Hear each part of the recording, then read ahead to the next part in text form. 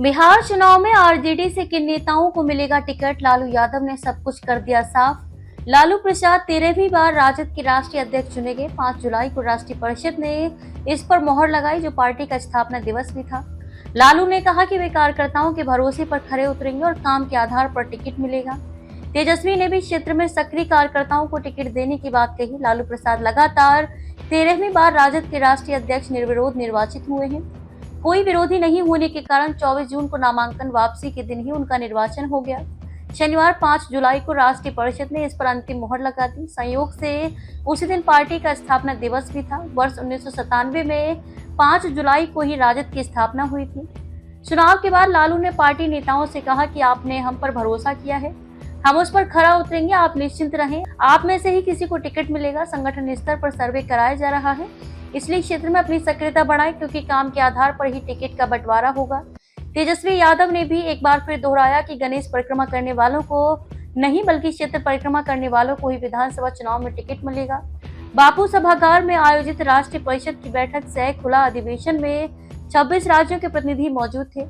राष्ट्रीय चुनाव अधिकारी रामचंद्र पूर्वे और राष्ट्रीय सह चुनाव अधिकारी चित्तरंजन गगन ने लालू को 2025 से 2028 तक के कार्यकाल के लिए निर्वाचित होने का प्रमाण पत्र सौंपा।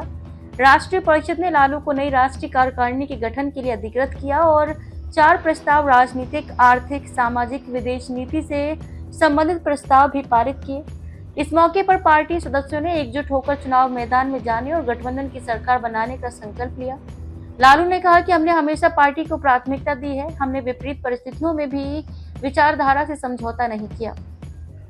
मंडल आयोग की सिफारिशों को लागू करवाया, लोहिया की नीति का पालन किया। 3-4 महीने में बिहार में विधानसभा चुनाव होने हैं, इस बार हमें चूकना नहीं चाहिए, एकजुट रहें, हम मिलकर सरकार बनाएंगे। उन्होंने आरोप लगाया कि भाजपा और आरएसएस संविधान और लोकतंत्र की हत्या करने पर तुली हुई है।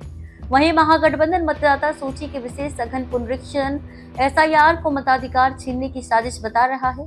इंटरनेट मीडिया पर राजद सुप्रीमो लालू प्रसाद ने इसी बहाने आरएसएस और चुनाव आयोग पर हमला बोला है। अपने एक्स हैंडल पर किए गए पोस्ट में लालू ने लिखा है कि संघियों ने देश के लोकतंत्र को इस मुकाम पर पहुंचा दिया है, जहां नागरिकों को अपना वोट बचाने के लिए मजबूर किया जा रहा है और सरकार वोट के अधिकार को छीनने की कोशिश कर रही है। चुनाव आयोग मतदाताओं को उनके वोट के अधिकार से वंचित करने की साजिश रच रहा है। वह मतदाताओं को हतोत्साहित कर रहा है और उन्हें मानसिक, आर्थिक और सामाजिक रूप से परेशान कर रहा है। वोट का सत्यापन करने के बजाय वह उनसे अपनी नागरिकता साबित करने को कह रहा है।